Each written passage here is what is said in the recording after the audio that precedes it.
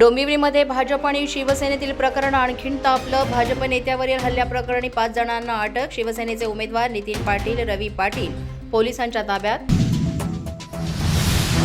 चेंबूरच्या ward क्रमांक 153 मध्ये शिंदेच्या शिवसेनेनं पैसे वाटल्याचा ठाकरेच्या शिवसेनेचा आरोप. पैसे वाटतानाचा व्हिडिओ व्हायरल. पैसे वाटणाऱ्या शिंदेच्या शिवसेनेच्या पदाधिकाऱ्याला पोलिसांनी घेतलं ताब्यात. पनवेल महापालिकेच्या कर्मचाऱ्यांनी भाजप उमेदवारांचे पैसे वाटल्याचा मनसेचा आरोप. काही जणांना मनसे कार्यकर्त्यांनी पकडलं. मनसेच्या योगेश जिल्ह्यांनी पोलिसांकडे सादर केले पुरावे. पोलिसांकडून चौकशीचे आदेश. उल्हासनगरच्या सुभाष टेकडीमध्ये रिक्षातील लाखो रुपयांनी भरलेली बॅग जप्त. भाजपनं उमेदवारांसाठी पैसे पाठवल्याचा अपक्ष उमेदवाराचा आरोप. भाजपच्या उमेदवार सीमा शिंदेंनी स्वतः पैसे वाटल्याचा मनसेचा आरोप. सीमा शिंदे वॉर्ड क्रमांक 14च्या उमेदवार आमदार संजय उपाध्यायांनी मुलुंडवरून हप्ते गोळा करणारा माणूस पैसे वाटण्यासाठी बोलावल्याचा आरोप. बदलापुरात भाजप पदाधिकाऱ्याचं कार्यालय फोडलं. घटना सीसीटीव्ही कॅमेऱ्यात कैद. पोलीस तपास सुरू.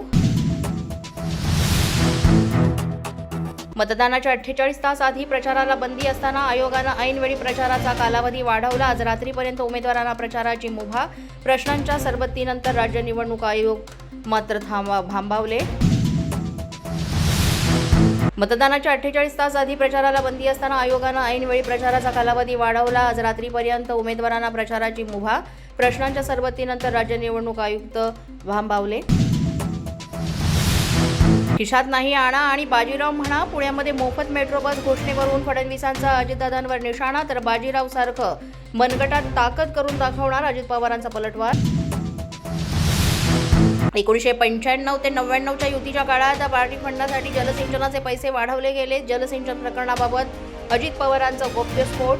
पुढे कारवाई केली असती तर हाहाकार माजला असता. अजितदादांनी दिली माहिती. न्यूजच्या बातमीपत्रात आज इतकंच. तुम्हाला आमचं बातमीपत्र कसं वाटतंय याबाबत अवश्य अभिप्राय कळवा. यासाठी पोलीस माझा न्यूजचं युट्यूब चॅनल सबस्क्राईब करा. तसंच आमचं फेसबुक, इंस्टाग्राम आणि ट्विटर अकाउंट फॉलो करा. अधिक माहितीसाठी आमच्या www.policemazhanews.com या वेबसाईटला भेट द्या. आमचे अधिकृत प्रतिनिधी व्हायचं असेल तर स्क्रीनवर दिलेल्या क्रमांकांवर आजच संपर्क